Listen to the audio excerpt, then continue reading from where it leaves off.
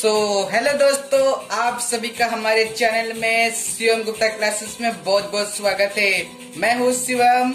आज हम करने वाले हैं 8th मैथ का chapter 2 parallel lines and transversal. तो दोस्तों, इसमें कुछ बेसिक चीजें हैं, उससे हमें जानना है। तो चलिए इस वीडियो को शुरू करते हैं। तो first we recall what is parallel line.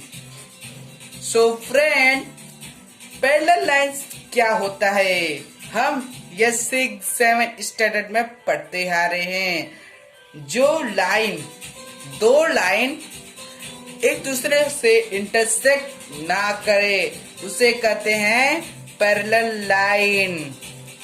तो देखिए, मैं ये बनाया हूं पैरेलल लाइन।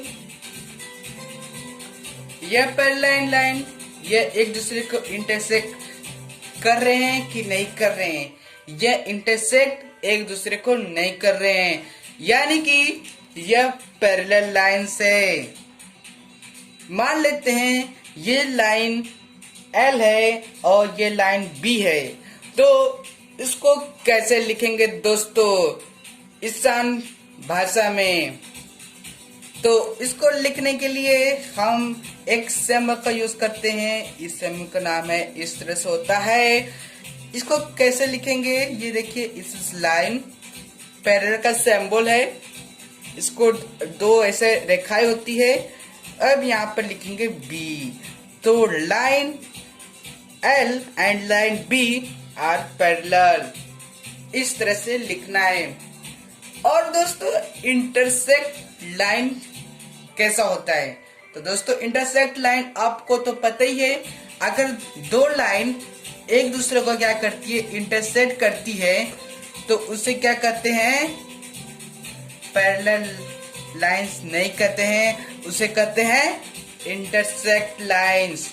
देखिए किस तरह से करती है इंटरसेक्ट। अगर मैं इसको आगे एक्सटेंड करता हूं, ये मैं डॉट डॉट करके लिख रहा हूं। अगर आप इसको एक्सटेंड करते हैं तो ये आगे जाके क्या करने वाली है? इंटरसेक्ट करने वाली है, इस तरह से। तो देखिए किस तरह से इंटरसेक्ट कर रही है। ये देखिए, इस तरह से अगर आप इसको एक्सटेंड करते हैं तो आगे जाके यह इंटरसेक्ट कर देगी। तो इसे कहते हैं इंटरसेक्ट लाइंस। जब पैरेलल नहीं होता, पैरेलल लाइन वो होता है जो इंटरसेक्ट ना करे, उस लाइन को कहते हैं, उस दो लाइन को कहते हैं पैरेलल लाइंस। सिंबल क्या रहता है? इसका सिंबल ऐसा रहता है। कैसा रहता है? ऐसा रहता है। तो इस तरह से आपको सिंबल लगाना देखना है। अगर आपसे क्वेश्चन पूछता है कि पहले लाइन का सिंबल क्या है, तो इस तरह से लिखेंगे। अगर लिखने के लिए बोलता है तो पहले लाइन को जानेंगे, दो लाइनों के क्या नाम है, फिर इस तरह से। अगर यहाँ पर G रहता है, यहाँ पर B रहता है, तो मैं लिखता है G पैरेलल लाइंस B, इस तरह से लिखता। उन दो लाइंस के बीच में ये साइन रहेगा, तभी आपका ये नाम कंप्लीट होगा। तो इस बात को ध्यान में रखना है। अब नेक्स्ट है ट्रांसवर्सल। तो दोस्तों, ट्रांसवर्सल एक नया वर्ड है। ये 8th स्टैंडर्ड में नया वर्ड दिया है। तो देखिए, मैं आपको जा रहा हूं समझाने। 1 मिनट मैं इसका डायग्राम बनाता हूँ, फिर आप समझेंगे। तो देखिए दोस्तों, मैं दो लाइन बनाया हूँ, इसका नाम देता हूँ A और ये B। अब ट्रांसवर्सल लाइन में बनाने जा रहा हूँ। तो ट्रांसवर्सल लाइन क्या होता है? जब दो पैरेलल लाइंस के बीच में एक ये लाइन गुजरता है, तो इसे बोलते हैं ट्रांसवर्सल लाइन। इसे क्या बोलते हैं? Transversal line. तो ये मैं C इसका नाम ले लेता हूं। ये C है ट्रांसवर्सल लाइन। अब दोस्तों, इसको लिखेंगे कैसे? तो इसको लिखने के लिए हमें पहले पैरेलल लाइंस को लिखना पड़ेगा कि A and B are parallel lines, इस तरह लिखना है। And line C is transversal, इस तरह से लिखना है। ट्रांसवर्सल, इस तरह से लिखना है दोस्तों।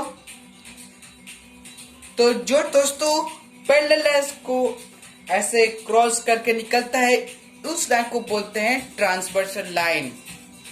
दोस्तों ट्रांसवर्सल से एक काम होता है कि जो ये एंगल है, ट्रांसवर्सल जब हम करते हैं तो हमें एंगल देखने को मिलता है। तो चलिए मैं आपको बताता हूँ किस तरह से देखने को मिलता है। तो देखिए ये दोनों पैरेलल लाइन से अब मैं यहाँ पर एक ट्रांसवर्सल लाइन बनाता हूँ। ये ट्रांसवर्सल लाइन है, यहाँ पर मैं देता हूँ ए और बी और सी को ट्रांसवर्सल लाइन देता हूँ। अब दोस्तों आपको एंगल कैसे मिलेगा, कैसे एंगल फॉर्म हो रहे हैं, तो मैं आपको बताता हूँ। देखिए जब आप इस एंगल को देखेंगे, इस एंगल को देखेंगे तो आपको दिखेगा कि यहाँ पर बहुत सारे एंगल फॉर्म हो रहे हैं। यहाँ पर देखिए एंगल फॉर्म हो रहा है, यहाँ पर हो रहा है, यहाँ पर हो रहा है और यहाँ पर भी हो रहा है। तो ट्रांसवर्सल से क्या होता है, जब एक ट्रांसवर्सल पैरेलल लाइन से गुजरता है तो बहुत सारी एंगलें फॉर्म होती है। तो कौन कौन सी एंगलें फॉर्म होती है उससे हम देखने वाले हैं। तो पहला फॉर्म होता है करस्पॉन्डिंग एंगल्स। करस्पॉन्डिंग एंगल्स क्या होता है, पहले मैं डायग्राम बनाता हूँ। तो ये दोनों पैरेलल लाइन से यहाँ पर मैं एक ट्रांसवर्सल लाइन निकालता हूँ। अब इनका नाम दे देता हूँ एंगल। ये लाइन ए है, ये लाइन बी है, ये लाइन सी है। अब करस्पॉन्डिंग एंगल, अब करस्पॉन्डिंग एंगल क्या है उसे समझते हैं। तो करस्पॉन्डिंग एंगल को समझना बहुत सिंपल है दोस्तों बाकी एंगलों से। तो देखिए करस्पॉन्डिंग एंगल क्या होता है। दोस्तों करस्पॉन्डिंग एंगल लेने के लिए आपको पहले इस तरह से करना होगा।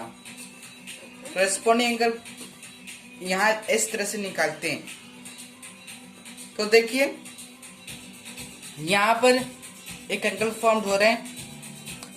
यह एंगल का नाम देता हूं ए, क्या देता हूं एंगल ए। अब इसके नीचे जो एंगल फॉर्म होगा वो बी रहेगा और उसी करस्पॉन्डिंग एंगल बोलते हैं। तो देखिए करस्पॉन्डिंग एंगल किस तरह से होता है। तो देखिए मैं आपको यहाँ बता दिया कि यहाँ पर एक एंगल फॉर्म हो रहा है। अब इसी तरह दोस्तों ये भी एक एंगल है, क्या ये भी एक एंगल है। और ये जो एंगल है, एंगल ए और एंगल बी, ये दोनों क्या है, करस्पॉन्डिंग एंगल है। क्या है, ये दोनों करस्पॉन्डिंग एंगल है। क्या है, ये दोनों करस्पॉन्डिंग एंगल है। तो मैं इस तरह से लिखूंगा एंगल, एक minute, angle A and angle B corresponding angle. Angle A and angle B are corresponding angles. इस एंगल को बोलते हैं करस्पॉन्डिंग एंगल्स। तो दोस्तों मैं आपको एक सिंपल एंगल समझाता हूँ कि एक एंगल करस्पॉन्डिंग एंगल किस तरह से समझाते हैं।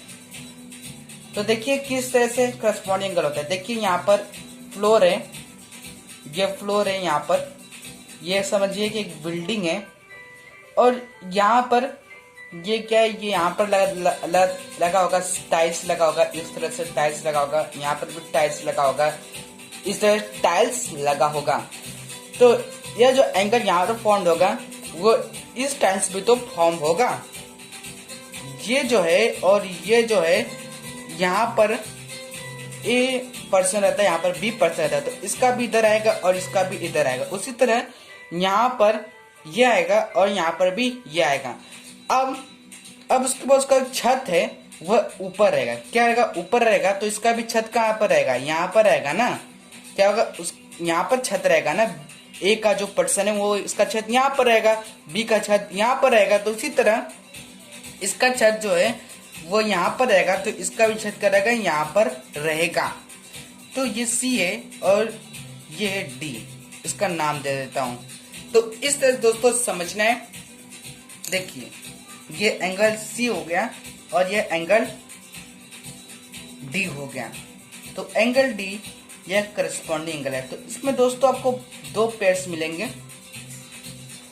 ये एंगल ए और एंगल बी। ऊपर ऊपर का देखिए, एंगल ए ऊपर का है, बी का भी ऊपर का है। तो ऊपर ऊपर का मैंने लिया angle A and angle B corresponding angle. और angle C and angle D, ये नीचे एंगल सी नीचे, एंगल डी नीचे, तो इसलिए मैं एंगल सी और एंगल डी को मैं करस्पॉन्डिंग एंगल लिया हूं। तो इसी तरह दोस्तों ये दो पेन मिलेंगे मुझे, और इसी तरह दोस्तों इस साइड भी मिलेगा। किस तरह से मिलेगा, इसको मैं नाम देता हूं एंगल, ये डी है तो यहाँ पर ई मिल जाएगा, और यहाँ पर ऊपर का दोस्तों लेना है, क्या लेना है, ऊपर का लेना है। एंगल ई क्या है, ऊपर का है, तो यहाँ पर ऊपर कौन सा है, ये वाला एंगल भी है। देखिए ये वाला जो एंगल है ये ऊपर का है और ये भी ऊपर का है, तो angle E and angle F ये करस्पॉन्डिंग एंगल है। तो पहले लिखता हूं मैं angle E and angle F corresponding angle, क्या है, करस्पॉन्डिंग एंगल्स है। अब फोर्थ पेयर बनाना है, तो अब नीचे नीचे अगर लूंगा तो लास्ट में यही दोनों एंगल बचे, ये बचे एंगल और ये एंगल बचे, तो ये इसको मैं नाम देता हूँ ई एफ, जी हो जाएगा, और ये एच। एंगल जी और एच ये भी करस्पॉन्डिंग एंगल है, जी निचला है और एच भी नीचे का है, तो ये मेरा एक पेयर मिल गया। तो therefore angle G and angle H क्या करस्पॉन्डिंग एंगल है, क्या है, करस्पॉन्डिंग एंगल्स है, करस्पॉन्डिंग एंगल्स है। और जो इनका मेजरमेंट होता है, क्या मेजरमेंट जो होता है वो कॉन्ग्रेंट होता है। क्या होता है, कॉन्ग्रेंट होता है। कॉन्ग्रेंट मतलब दोस्तों, कॉन्ग्रेंट मतलब क्या होता है कि जैसे कि एंगल ए का अगर 2 है, क्या है, 2 डिग्री है, तो एंगल बी का भी 2 डिग्री होगा, इसे बोलते हैं कॉन्ग्रेंट। और उसका साइन इस तरह से होता है, इस तरह से इसे टेढ़ा टेढ़ा निकालते हैं, तो इसे बोलते हैं कॉन्ग्रेंट साइन। इस तरह से भी देखिए, अगर एंगल सी 10 है तो एंगल डी भी क्या होगा, 10 हो जाएगा। अगर ये अगर यहाँ पर 10 डिग्री है तो बी का भी क्या हो जाएगा, 10 डिग्री हो जाएगा। तो करस्पॉन्डिंग हमेशा कॉन्ग्रेंट होता है, एक दूसरे में सेम रहता है। अगर आपको दोस्तों करस्पॉन्डिंग एंगल नहीं समझ आ रहे तो कमेंट कीजिए, मैं इसको एक अलग वीडियो में समझाऊंगा। और बाकी सब जो एंगल है वो बहुत आसान है समझना। अगर को समझ आया तो कमेंट करिए कि हमें समझ आया। अब नेक्स्ट इंटीरियर एंगल्स।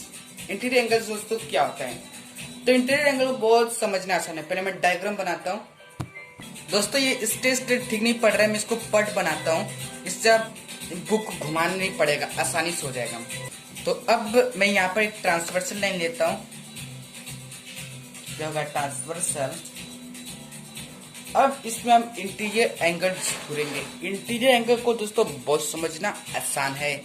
तो दोस्तों इंटीरियर एंगल क्या है, अगर एक सी के जैसा, क्या एक सी के जैसा अगर हम लोग को ये इस तरह का देखने को मिलता है, ये जो एंगल रहता है इसको बोलते हैं इंटीरियर एंगल। क्या बोलते हैं, इंटीरियर एंगल्स। इंटीरियर एंगल्स ये इस तरह से भी हो सकता है, इस तरह से रहता है इंटीरियर एंगल्स, इस तरह से बोल सकते हैं, इस तरह से भी बोलते हो सकते हैं, इसको बोलते हैं इंटीरियर एंगल। अब देखते हैं डायग्राम में किस तरह से है। तो डायग्राम में ये देखिए, यहाँ पर ये दिख रहा है इंटीरियर एंगल्स, ये दिख रहा है, देखिए इस तरह का बना रहा है शेप, तो इसे बोलते हैं इंटीरियर एंगल्स। और देखिए इस साइड भी हमें इस तरह का देखने को मिल रहा है, यहाँ पर ये भी होगा, क्या क्या हो जाएगा, इंटीरियर एंगल्स। इसका नाम है तो ए बी सी डी। इसको किस तरह से लिखेंगे, पहले तो इसका लेंगे एंगल ए और बी का, तो angle A and angle B interior angles, interior angles. और angle C and angle D क्या है, ये भी इंटीरियर एंगल है, इंटीरियर एंगल्स हैं। तो इस तरह से बनना चाहिए सी के जैसा, तभी हम लोग क्या होगा, इंटीरियर एंगल्स होगा। अब नेक्स्ट अल्टरनेट एंगल जानते हैं। अल्टरनेट एंगल क्या होते हैं दोस्तों, अल्टरनेट एंगल में दो होते हैं, एक इंटीरियर होता है, इंटीरियर होता है इंटीरियर अल्टरनेट एंगल, और एक एक्सटीरियर अल्टरनेट एंगल होता है। पहले तो हम इंटीरियर एंगल्स समझाएंगे कि इंटीरियर एंगल्स क्या है। तो देखिए मैं इंटीरियर अल्टरनेट एंगल्स लिख लिया हूं। अब मैं डायग्राम बनाऊंगा। दोस्तों इंटीरियर एंगल पहचानने के लिए मैं एक ट्रिक देता हूं। तो देखिए इंटीरियर एंगल पहचानना बहुत आसान है। अगर आपको जेड जैसा दिखता है, कहीं भी आपको जेड जैसा दिखता है, ये जो एंगल रहता है ये क्या है? Interior alternate angle. क्या है? Interior alternate. क्या है? इंटीरियर अल्टरनेट एंगल वो होता है। ये आपको इस तरह से मिल सकता है। ये जो एंगल रहेगा फॉर्म होगा उसे बोलते हैं इंटीरियर अल्टरनेट एंगल्स। तो दोस्तों इसमें कहां पर मिलेगा? जैसे कि देखिए यहाँ पर ये आपको जेड जैसा बनता हुआ दिख रहा होगा। ये जो जेड जैसा बनता हुआ दिख रहा है इसको बोलते हैं इंटीरियर अल्टरनेट एंगल। देखिए इस तरह से में देखिए इस तरह से मिल रहा है, इस तरह से जेड। ये जो एंगल बन रहा है ये क्या है? Interior alternate angle. इनका जेड जैसा बनता हुआ दिख रहा होगा। ये देखिए ये आपको जो जेड जैसा दिखता है ये यहाँ पे मिल रहा है। ये जो एंगल बन रहा है ये क्या है? Interior alternate angle. इसको मैं नाम दे देता हूं ए बी सी और डी। तो किस तरह से लिखेंगे? तो angle A and angle B क्या है? इंटीरियर अल्टरनेट एंगल है। क्या है? इंटीरियर अल्टरनेट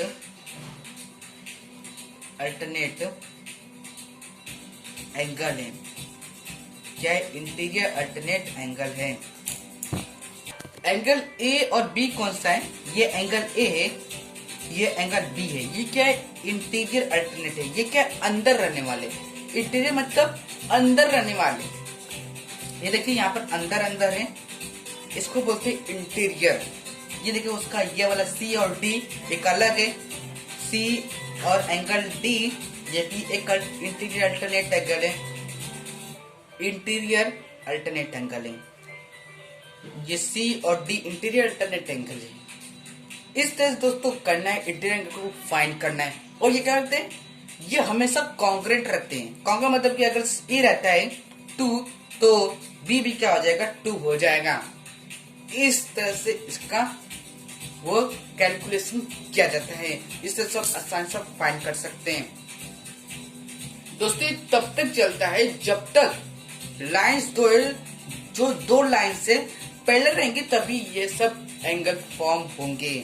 तभी ये सब एंगल फॉर्म होंगे। इंटीरियर करस्पॉन्डिंग जितना भी फॉर्म होंगे। जब क्या होगा? एंगल जो है वो पैरेलल रहेगा, लाइन जो है पैरेलल लाइन रहेगी तभी।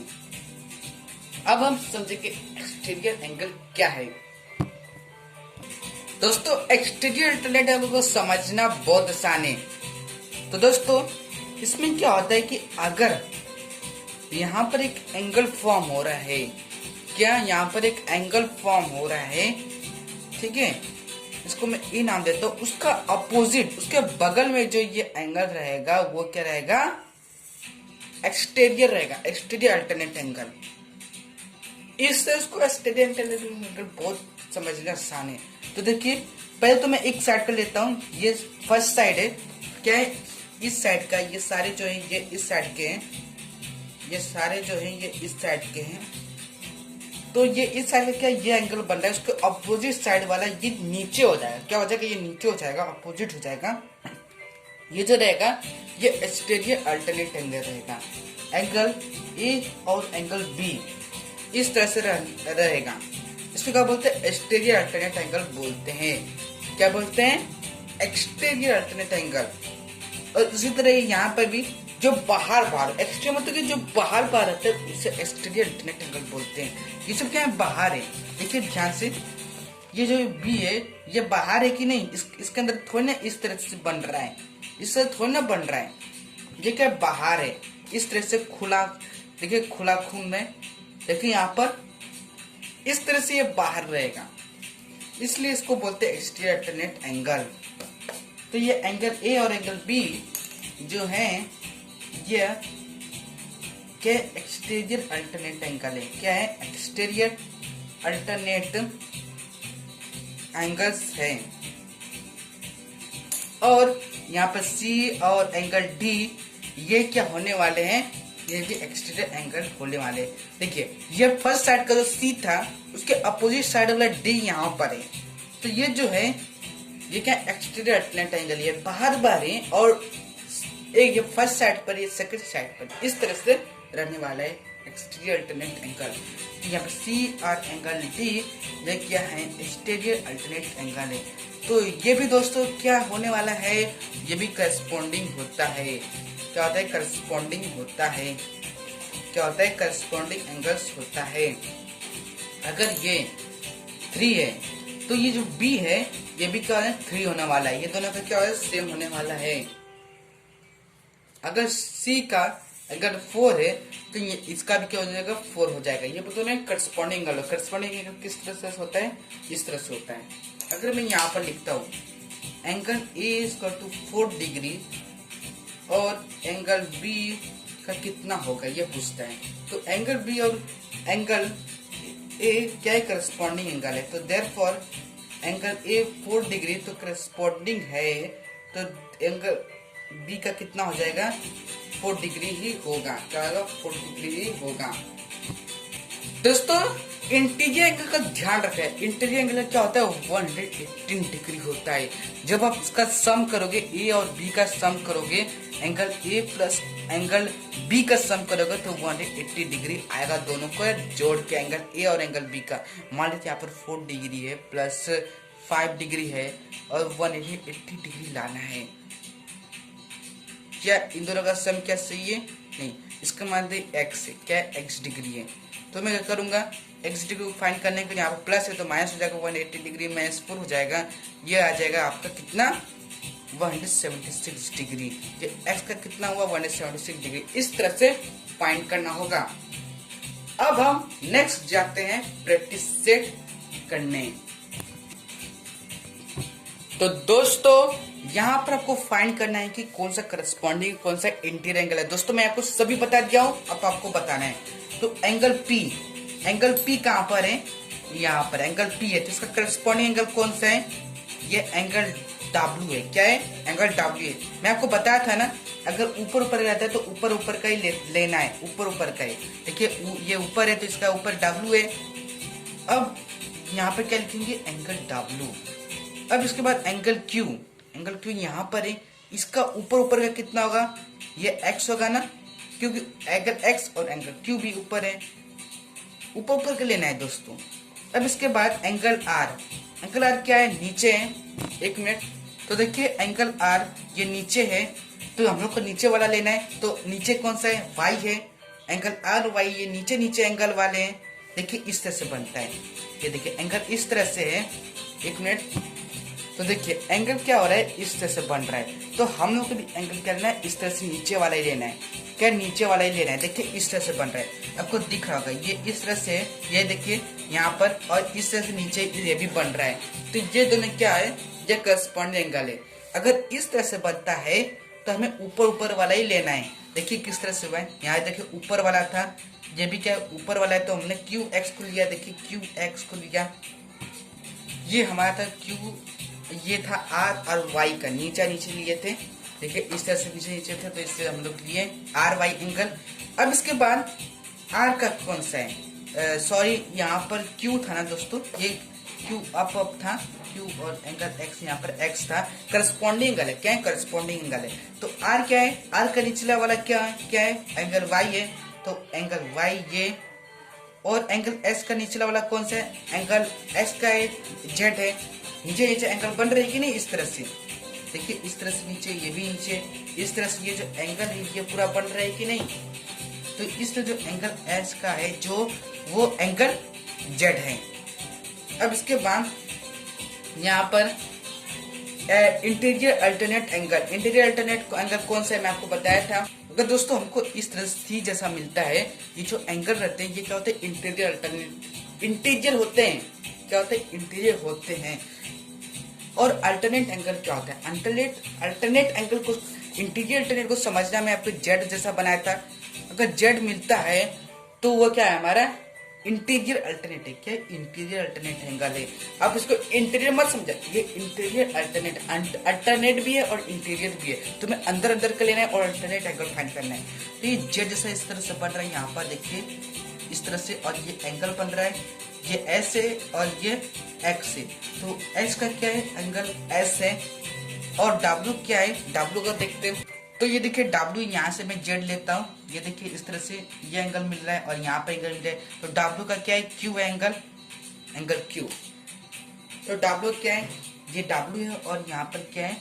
यहाँ पर आर है। क्या है? यहाँ पर आर है, तो इसलिए सॉरी यहाँ पर आर आएगा, एंगल आर। ये आपको ध्यान से देखना है। यहाँ पर देखिए यहाँ पर आर है, एक में तो देखिए यहाँ पर आर है। तो angle W and angle R क्या है? Interior alternate angle. क्या है? इंटीरियर एंगल है दोस्तों, ये ध्यान रखना है, मेन पॉइंट है। अब इसके बाद हमें इसमें फाइंड करना है कि इंटीरियर अल्टरनेट एंगल्स कौन सा है, करस्पॉन्डिंग एंगल कौन सा है और इंटीरियर एंगल्स कौन सा है, उससे हम लोग को देखना है। तो चलिए देखते हैं दोस्तों इंटीरियर अल्टरनेट एंगल। दोस्तों मैं आपको चीज बताया था, इंटीरियर अल्टरनेट तभी बनेगा जब आपको जेड जैसा मिलेगा। तो यहाँ पर जेड जैसा आपको किस तरह से मिल सकते हैं? क्या आप यहाँ से ले सकते हैं एंगल? जब आप यहाँ से लेंगे और यहाँ से देखिए, यहाँ पर मैं इसको जेड बना रहा हूँ, तो इस तरह से आपको दिख रहा होगा। ये जो एंगल है ये क्या है? ये इंटीरियर अल्टरनेट एंगल है। तो कौन कौन से एंगल है? तो यहाँ पर दोस्तों ध्यान से देखिए, ये एंगल सी है और ये एंगल ई है। तो फर्स्ट पैर में लिखेंगे angle C and angle E, ये क्या है? इंटीरियर है। सेकंड पैर में लिखेंगे, आपको फाइंड करने के लिए सबसे पहले आपको जेड बनाना होगा। तो मैं जेड बना रहा हूँ, यहाँ से मिल गया और इसको जेड बनाया, और यहाँ पे एंगल जो मिलेगा वो क्या होगा? इंटीरियर अल्टरनेट होगा। तो एंगल बी है और एंगल एच है। तो मैं लिखूंगा angle B and angle H, ये इंटीरियर अल्टरनेट एंगल है। तो हमें दो पेयर मिल गया। अब देखते हैं आगे भी मिल सकते हैं। देखिए अब दोस्तों हमने ये फाइंड कर लिया और ये फाइंड कर लिया, अब इसके आगे हम नहीं ले सकते क्योंकि और एंगल नहीं फॉर्म हो रहे हैं। अब हम करस्पॉन्डिंग एंगल फाइंड करते हैं। तो दोस्तों करस्पॉन्डिंग एंगल फाइंड करने के लिए आपको पहले इस तरह से बुक करना पड़ेगा। अब हमें लेना है ऊपर ऊपर है। क्या लेना है? ऊपर ऊपर का। तो ऊपर ऊपर किस तरह से एंगल फॉर्म होगा? इस तरह से होगा ऊपर ऊपर का। तो इस तरह से होगा, ये एंगल होगा और ये एंगल होगा। तो कहां पर मिल रहा है? ये एंगल मिल रहा है इस तरह से और ये एंगल मिल रहा है इस तरह से। तो एंगल ई और एंगल ए ये क्या है? करस्पॉन्डिंग एंगल है। तो एंगल ए एंड एंगल क्यों कौन सा था हमारा? ये एंगल ई था ना। एंगल ई जगह करस्पॉन्डिंग एंगल से। अब इस क्या करते हैं? तो हमने इसको ढूंढ लिया, एंगल ई और एंगल ई। अब फिर से हम लोग ऊपर ऊपर लेते हैं। तो ये डी मिल रहा है और यहाँ पर एच मिल रहा है। देखिए इस तरह से ऊपर ऊपर हो रहे हैं ना। ये देखिए एंगल इस तरह से बन रहा है यहाँ पर और एंगल इस तरह से बन रहा है। तो एंगल डी और angle H, angle D and angle H ये क्या है? करस्पॉन्डिंग एंगल से। अब हम लोग नीचे नीचे वाला लेंगे। नीचे नीचे वाला किस तरह से होगा? ये इस तरह से रहेगा। देखिए ध्यान से, ये इस तरह से एंगल मिलेगा। ये जो एंगल मिलेगा इसे बोलते हैं, ये भी करस्पॉन्डिंग एंगल होता है। तो नीचे नीचे लेते हैं, तो ये एंगल नीचे और ये एंगल नीचे नीचे वाले, तो ये एंगल सी और एंगल जी मिल रहा है। तो यहाँ पर लिखूंगा एंगल सी एंड एंगल, ये सी है एंगल ये जी है। ये क्या है? करस्पॉन्डिंग एंगल है। फोर्थ पर ढूंढते हैं। फोर्थ क्या है? फोर्थ वाले भी नीचे नीचे ढूंढते हैं। ये देखिए एंगल ये नीचे वाला है और ये एंगल नीचे वाला, तो ये बी है और यहाँ पर हमें मिल रहा है ये एफ है। तो angle B and angle F ये नीचे नीचे करस्पॉन्डिंग एंगल्स है। अब नेक्स्ट हमें ढूंढना है इंटीरियर एंगल। इसमें दोस्तों मजा आने वाला है, बहुत आसान है ढूंढना। तो दोस्तों इंटीरियर एंगल ढूंढने के लिए मैं आपको एक तरकीब बताया था, वो किस तरह से था? वो एक सी बनेगा और यहाँ पर जो एंगल रहेंगे क्या कहलाएंगे? इंटीरियर एंगल्स कहलाएंगे। यहाँ पर देखिए इस तरह से बन रहा है, ये क्या हमारा इंटीरियर अल्टरनेट इंटीरियर है, क्या सिर्फ इंटीरियर दोस्तों। जब सी जैसा बने सिर्फ इंटीरियर अल्टरनेट एंगल है, इंटीरियर रेसिव एंगल, इंटीरियर एंगल्स, इसे क्या बोलते हैं, इंटीरियर एंगल्स बोलते हैं। जब सी जैसा बनता है तो वो इंटीरियर एंगल्स होता है, क्या होता है, इंटीरियर एंगल। तो देखिए ये जो एंगल ई और बी है ये क्या है, इंटीरियर एंगल्स हैं। क्या है, angle B and angle E क्या है, इंटीरियर एंगल्स हैं। अब सेकंड पेयर ढूंढते हैं। तो देखिए सेकंड पेयर हम लोग किस तरफ में, तो देखिए यहाँ पर देखिए सी जैसा बन रहा है, ये देखिए यहाँ सब सी जैसा बनाएंगे इस तरह से, तो आपको यहाँ पर मिलेगा एंगल, यहाँ पर मिलेगा एंगल। ये जो एंगल सी और एंगल एच है ये क्या होंगे, इंटीरियर एंगल्स होंगे। Angle C and angle H ये क्या है, इंटीरियर एंगल्स है। तो दोस्तों इसी तरह हमारा खत्म होता है ये प्रैक्टिस सेट 2.1। अगर आपको वीडियो पसंद आया तो इस वीडियो को करिए लाइक, समझ आया तो कमेंट में लिखिए हमें समझ आया। अगर कोई डाउट हो तो पूछिए, मैं इसको क्लियर करूंगा। वीडियो देखने के लिए बहुत बहुत धन्यवाद। सब्सक्राइब करना ना भूलिएगा, क्योंकि सब्सक्राइब करने से आपको फायदा, बहुत बड़ा फायदा मिलता है कि आपको ये वीडियो अच्छे वीडियो आपको पास आते रहेंगे। और इसी तरह चैनल पर बने रहिए। धन्यवाद।